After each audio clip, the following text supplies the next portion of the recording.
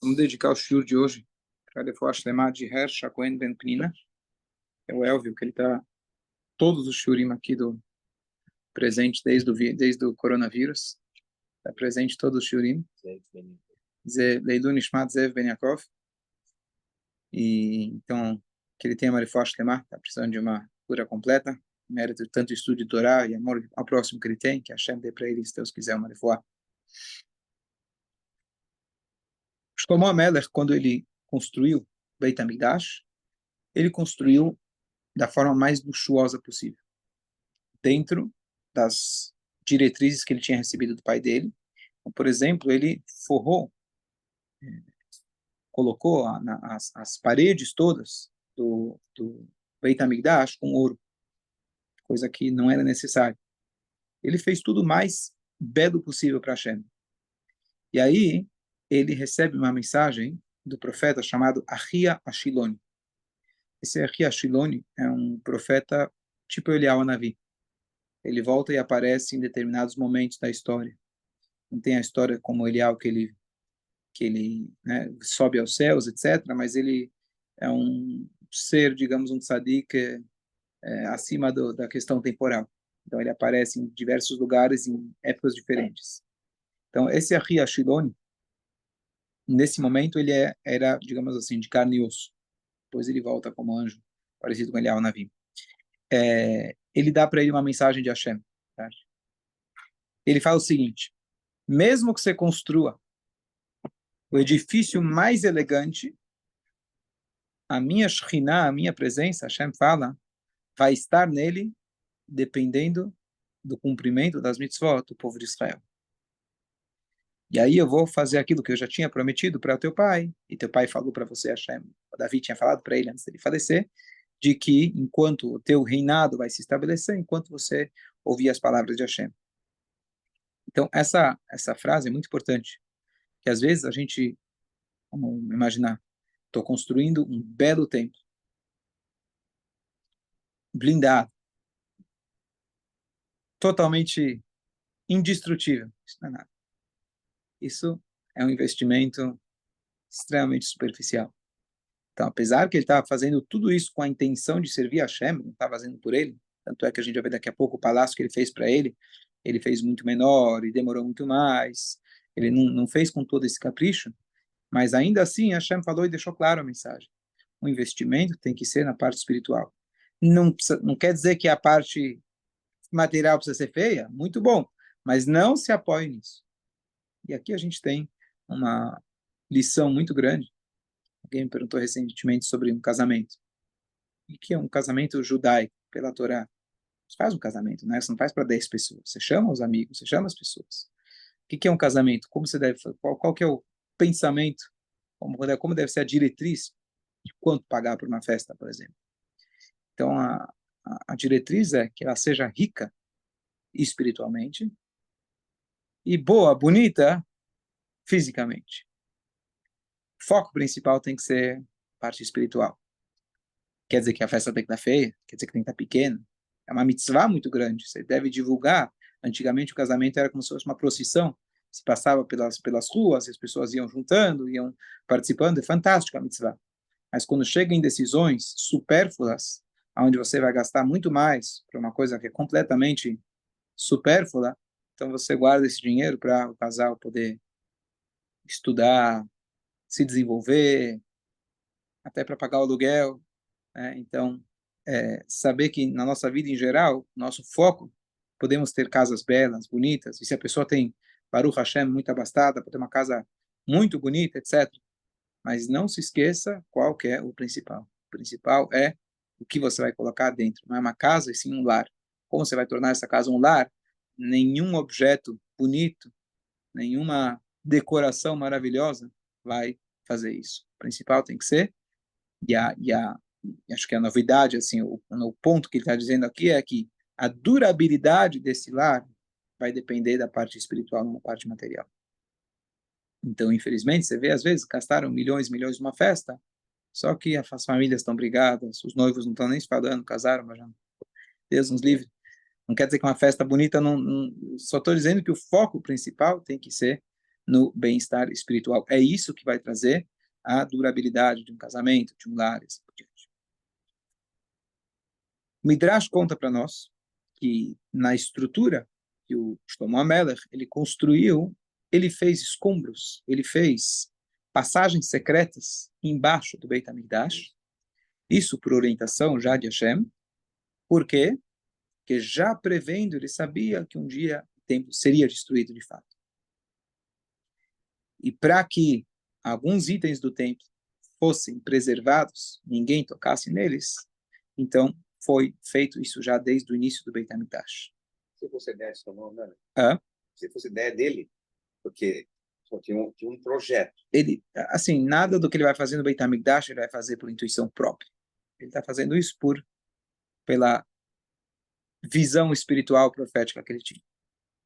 E aí então ele faz esse lugar fica justo embaixo do lugar chamado Dvir, é o lugar mais sagrado, Kodesh HaKodashim, e lá foi colocado muitos anos depois o profeta Yoshiyahu. Ele já viu que a destruição do templo era iminente, então ele foi lá e falou, chegou o momento para qual Shlomo HaMelech tinha construído. Amém. Obrigado. E aí, então, ele foi lá e colocou o Aron HaKodesh lá dentro, a Arca Sagrada. Ele colocou mais algumas coisas que elas não estavam visivelmente presentes no Beit HaMikdash, no segundo Beit HaMikdash. Outra coisa que ele colocou lá foi o Tzimtzenet Haman, que era o jarro que guardou Deus quando fez o maná cair no deserto. Ele falou para Moshe, guarde um pote do maná, para que isso vai servir como lembrança para as próximas gerações, lembrar do milagre que Hashem fez, lembrar que é Hashem que nos sustenta. Então tinha isso também lá, e ele foi colocado nesse escombro. Algum desses objetos foi resgatado? Não, então vamos lá. Vou deixar terminar os objetos. Depois, o cajado de Aaron, quem lembra da história de Aaron com Korah, que estava... exatamente, então que o Korah, ele desafiou a Keuná de Aaron, a posição de Moshe, e um dos milagres que aconteceu naquele momento, que cada tribo colocou seu cajado, e no dia seguinte, o Mate Aaron, o cajado de Aaron, ele brotou amêndoas. Então também ficou lá como uma testemunha histórica da escolha única que Hashem fez sobre a tribo de Levi. Então isso também era um item que estava lá. Não. Moshe Rabbeinu, se a gente quiser fazer talvez a Torá, as Luchot, seriam talvez a testemunha de Moshe. E as quebradas também. Também as quebradas. Boa. Boa. Então, Aaron, quando ele foi guardado, então ele foi com as Luchot, segundo as Luchot, e também as Luchot quebradas. Mas a matéria de Moshe não tinha nada visivelmente nela de especial. Bateu uma pedra. Mas visivelmente, eu falei, visivelmente. Hashem pediu para guardar uma mitzvah, uma coisa que eu... deixa eu terminar a última coisa, eu deixo só... E também, quem lembra, os Plishtim, depois de muito tempo, muitas pragas que eles foram afligidos por terem roubado o Aron HaKodesh, no final eles acabam colocando o Aron HaKodesh numa carroça, com as vacas puxando, e junto eles colocam um monte de presentes para o povo de Israel. Curiosamente, isso foi preservado, isso também foi colocado lá. Então, alguns comentários. Primeiro, agora com a pergunta sobre o cajado de Moshe. Imagina se hoje a gente tivesse o cajado de Moshe. O que você ia ganhar com o cajado de Moshe? Você vai no museu hoje, você tem comprovado que esse foi o cajado de Moshe. Você vai lá, paga o ingresso, uau, que maravilhoso, e vai para casa e volta. Os itens que a Hashem preservou são aqueles itens que vão ter um impacto, não apenas de você falar, uau, que bonito, mas vai ter um impacto, por exemplo, quando você vê o maná, você vai voltar para casa e falar, que besteira, estou me ocupando tanto tempo da minha parnassá, a Hashem faz cair pronto, aqui. Eu tenho que fazer minha parte, vou fazer minha parte, mas eu não vou perder tempo. Quando eu vou lá querer duvidar e falar, será que esses líderes que a Hashem escolheu, assim como, por exemplo, não estamos falando de Aaron e Moshe, que já foram, mas está escrito que Moshe Bedoró, Iftach Bedoró, que Moshe Bedoró, ou seja, Iftach, que foi um juiz de Israel muitos anos depois, Ele é tão grande quanto Moshe Rabbeinu na sua geração.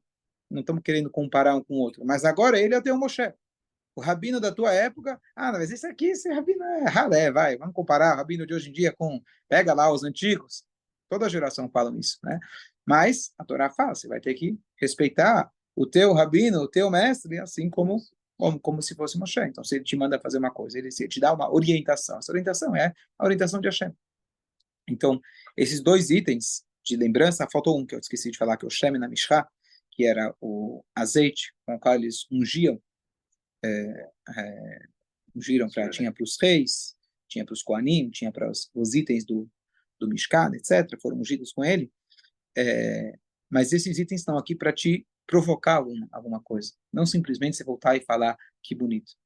Então, eu pessoalmente, minha personalidade, nunca gostei de museu, não tenho a mínima paciência, né? Meus pais levaram a gente para os Estados Unidos, foram lá, Museu de História Natural, era pequeno, em 5 minutos já tinha passado por tudo, vamos embora. Eu queria ir para a montanha-russa, não queria ficar assistindo museu. Mas o judaísmo também não é museu. Todo mundo vai para a Europa fazer um tour, ver as sinagogas antigas, que bonito, etc. Maravilhoso. Mas é mais maravilhoso, você volta com impacto e fala, uau, eu faço parte de uma tradição tão antiga, quem sabe quando eu voltar para casa, eu vou me conectar mais a isso. Se é para você ir lá, tirar foto, fazer uma selfie, que bonito, aqui viveu fulano de tal, isso não tem valor. Então, um outro detalhe muito interessante desse Midrash, que você vai dizer, primeira coisa, pegar aqui a visão de Shlomo, que quem constrói, normalmente, está visando a construção, não está visando a destruição. Mas ele foi realista.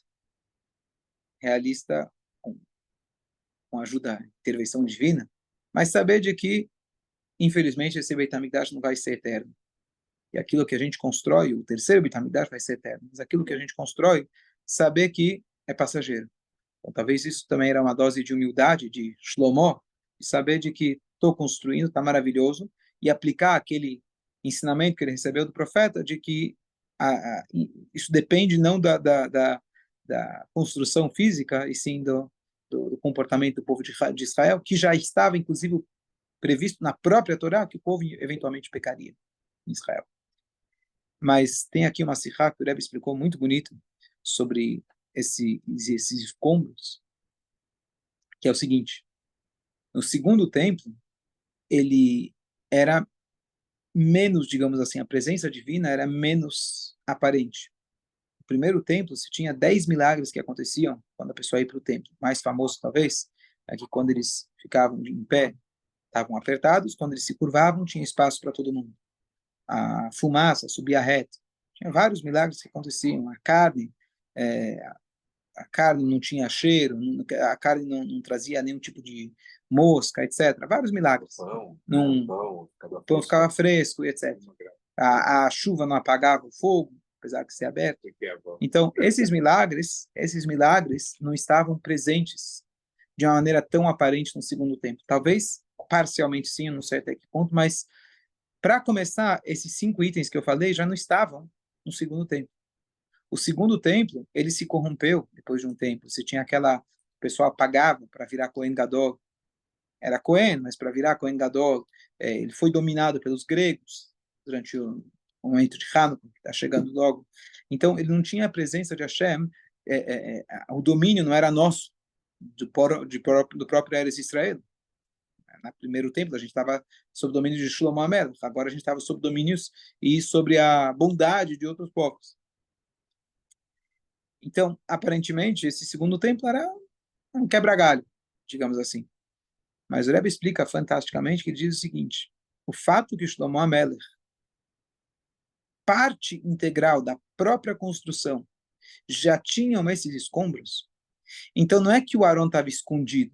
Bom, precisamos retirar o Aron, infelizmente agora vai ter que ter um Beit HaMikdash sem o Aron HaKodesh. O Aron HaKodesh estava lá.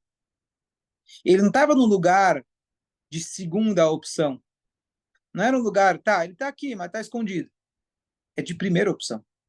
Porque o Shlomo HaMelech, ele, no mesmo dia, ou na mesma construção que ele fez o espaço para o Aron em cima, ele fez o espaço para o Aron embaixo.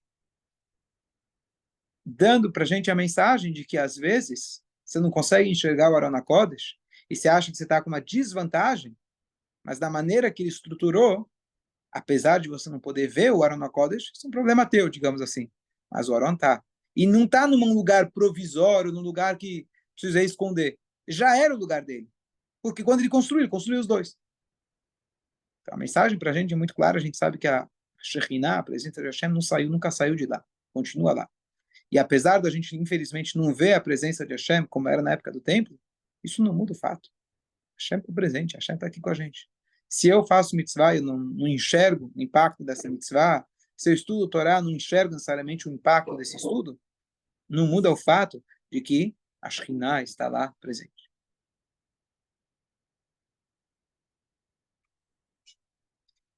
Shlomo HaMelech, quando ele faz, então, o Beit HaMikdash, ele, um detalhe interessante, só que o segundo templo, ele durou mais tempo que o primeiro. E ele era maior.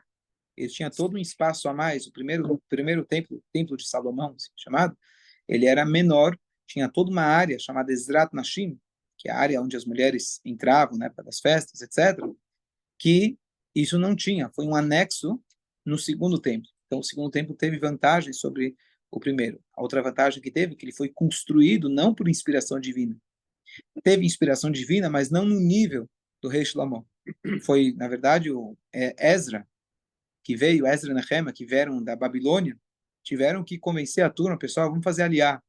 Ah, não sei o quê. Vamos fazer aliar, eu vou dar aqui, vou dar os benefícios, eu vou te ajudar, fala com o Zé, ele vai te instruir, tudo que precisa. Ah, tá bom, tá bom. Alguns foram. A pequena porção do povo, eles se acomodaram, infelizmente, na Babilônia. Imagina você com, então, imagina você, 70 anos, imagina você construir um templo. Agora, quem está construindo é um profeta, ele não era o rei Salomão. O rei Salomão que tinha tudo, toda, toda a capacidade financeira, a capacidade, né, de intelectual e profecia e tudo que ele precisava. Então, é uma coisa muito mais, digamos, feito à mão, digamos assim, muito mais. Hã? Manual, uma coisa manual. E aí tem um valor a mais. Então ele foi maior e durou mais tempo. Então tem essa vantagem, quer dizer, por isso que o terceiro templo ele vai ser eterno. O primeiro ele foi praticamente divino. Foi construído por pessoas, mas a intervenção divina era muito forte. O segundo, a intervenção divina aparentemente não tinha. Foi tudo construído por homens. E ambos têm as suas limitações. Que se vem do homem, é limitado. Se vem de Hashem sem a participação do homem, então Hashem fala, eu dou, mas eu tiro. Enquanto você merecer, fica lá. Se merecer, eu tiro. Agora, o terceiro templo, por isso existe essa discussão, se o terceiro templo ele vem dos céus, ou a gente vai construir. E uma das respostas é que vai ser, na verdade, uma interação dos dois. Porque, por definição, o terceiro templo é isso. Na verdade, você conseguir unir as duas coisas. O nosso empenho, que por um lado é limitado, com participação de Hashem. E aí é inquebrável. Aí ele vai ser eterno. E esse vai ser o terceiro templo. Então, o Shlomo HaMelech fez uma coisa que não tinha nem nos templos anteriores, os Mishkan anteriores, e também não teve no segundo templo, que foi uma construção. Primeiro ele tinha feito, ia falar nos outros shurim, mas ele não fez uma menorá. Ele fez 10 menorot. Aquela shulchanot, ela fez 10 menorot, 10 shulchanot e 2 queruvim a mais. É isso que eu vou explicar agora dos queruvim.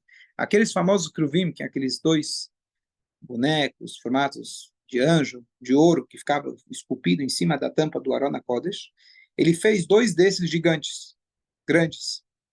Ficavam no mesmo ambiente, e eles ficavam de frente para a porta. Isso ele não inventou sozinho, seria idolatria, você não pode fazer, né, nenhum tipo de imagem. Já dei um shur a respeito, porque é tão estranho. O lugar mais sagrado, justamente lá você tem uma imagem, mas a essência é que a Hashem mandou, você faz e pronto. Então não teria feito sozinho. Mas ele fez, eu falei gigante, desculpa, era um gigante, sim. O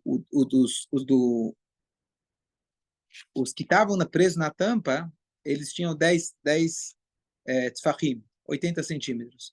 E esses tinham 10 amot, 5 metros de altura, mais ou menos, 4,90. Por aí. E eles ficavam, ó, aqui tem uma foto, um desenho, né, uma representação, mas eles ficavam virados para frente. Os anjinhos em cima da tampa do Aron HaKodesh, eles do Kaporet, eles ficavam virados um face a face para o outro. Esses ficavam como se fossem virados para a entrada do templo. E a pergunta é, o que significa isso? Então, por um lado você vê, tá, se Hashem permitiu, então, em vez de fazer um, fazer 10. Em vez de cobrir a parede e deixar só a pedra, vou cobrir com ouro. Então, tem esse lado de querer fazer bonito, mas aqui ele traz uma explicação bonita de que esses anjos virados, os anjos virados um para o outro, a gente conhece a famosa explicação que eles simbolizavam o amor de Hashem para o povo judeu e o amor do povo judeu entre si. Tanto é que ele se movia conforme estava o amor entre o povo de Israel. Então ele podia se mover cara a cara ou ele até virava para trás. Tinha um botãozinho lá do lado que o Hashem apertava. Shlomo apertava. Mas esses de estarem virados para frente, e são anjos, supostamente, assim por dizer, anjos, de asas abertas, prontos para voar. Que isso, na verdade, seria uma mensagem para o povo de Israel, dizendo, ó, estamos aqui, de fato, enquanto vocês estiverem cumprindo a vontade de Hashem. Mas a Shekhinah, com muita facilidade, se vocês não merecerem, ela pode voar para fora. Essa é uma explicação. Acredito que tenha outras também. Sim, eles aparentemente eram iguais. Eram iguais. Então, quem quiser procurar depois do Spotify, tem um shur que eu dei a respeito dos Kruvim. O que era, cara de anjos, cara de crianças, o que significava, etc. E agora, então, o Shlomo HaMelech, ele vai construir um palácio para ele mesmo. O Beit HaMikdash demorou para ele construir, demorou 7 anos. E como ele começou no 4º ano do reinado dele, então o 11º ano dele foi quando ele terminou o Beit HaMikdash. Aqui ele traz o Midrash, curioso, que ele fala que Hashem ele enviou os anjos, Malachim, para ajudarem a construção do Beit HaMikdash. Ou seja, Shlomo HaMelech construiu, mas foram os anjos. Reforça aquilo que eu falei antes, de que o primeiro Beit HaMikdash tinha muita intervenção divina. As coisas você coloca a tua mão e Hashem faz o resto. E Shlomo HaMelech, todo o tempo, enquanto ele estava construindo o templo, ele não bebeu vinho, que ele queria ter a clareza mental para poder instruir que seja tudo realmente nos conformes. 7 anos? 7 anos. 7 anos para construir o Beit HaMikdash. E no meio, antes do Tanakh concluir a história, a descrição do Beit HaMikdash, etc., então eles interrompem para contar sobre o palácio que o Shlomo HaMelech construiu para ele mesmo. Então, primeiro, ele atrasou a construção do próprio palácio dele, enquanto o Beit HaMikdash não estava pronto, não tivesse pronto. Ele estava tão feliz, com tanto prazer, tão envolvido nessa obra, e ele considerou muito mais o Beit HaMikdash que sua própria casa. E a casa dele... É óbvio, mas é uma lição importante para a gente. Óbvio para Shlomo, para a gente nem tanto. Teoricamente é óbvio. Tem uma opção de fazer o Beit HaMikdash, fazer a casa dele, que eu vou fazer primeiro. Eu vou fazer a minha casa. Hashem depois. Concordo com você. Só que não é todo mundo que faz isso. Concordo? Bom. E ele levou 13 anos. Ele tinha o pessoal, os operários aqui brasileiros, que tinha feriado, então acabou atrasando a obra. Quem conhece, quem já teve obra, sabe, o Pele Yoetz, Rabbi Eliezer Papen, do livro Conselhos Extraordinários, ele fala que quando você vai fazer uma reforma, uma construção, saiba que vai demorar, ele fala o dobro, vai custar o dobro do dinheiro. Se eu não me engano, ele fala também o dobro do tempo. E o Talmud ele fala, todo aquele que se ocupa com construção empobrece. Então, não é desejo que isso aconteça com ninguém, mas, ou seja, empobrece no sentido que você tem muito mais dor de cabeça e gastos do que você esperava. Então, boa tarde. Então, ele construiu, de fato, então, o palácio dele, mas foi muito mais demorado. Imagino que do Beit HaMikdash ele ficava lá todo dia, e aí, tá pronto? E aí, tá pronto? Ficava em cima. Senão, não sai. E, é, o tamanho do palácio dele era de 100 amot, 50 metros por 25 metros. Uma casa de um rei, não é, Baruch Hashem, para as casas atuais, não é tão grande. Mas esse era um palácio, talvez tinha vários andares, etc. Então, aqui só para concluir esse pensamento, de que o que você falou que é óbvio, a gente, talvez, em outras áreas, talvez a gente não tenha essa prioridade tão grande para o palácio de Hashem. Primeiro está escrito que a casa de Hashem tem que ser mais bonita que a tua própria casa. Antigamente, pelo menos, a sinagoga tinha que ser a construção mais alta da cidade. E se tem uma comunidade, a primeira coisa que você vai fazer é uma sinagoga. Você tem que construir a sinagoga antes de você pensar no teu conforto. Então, a gente saber, aprender de Shlomo HaMelech, quando se trata de algo sagrado, de algo para Hashem, não somente a construção, necessariamente uma construção, mas qualquer coisa que seja para Hashem, a gente realmente dá prioridade e não se preocupar tanto com o nosso conforto e se preocupar com o conforto de Hashem. E isso vai, com certeza, refletir também no nosso conforto, nossa kedushá, nossa brachá, tudo que a gente precisa. Boa tarde. Porra,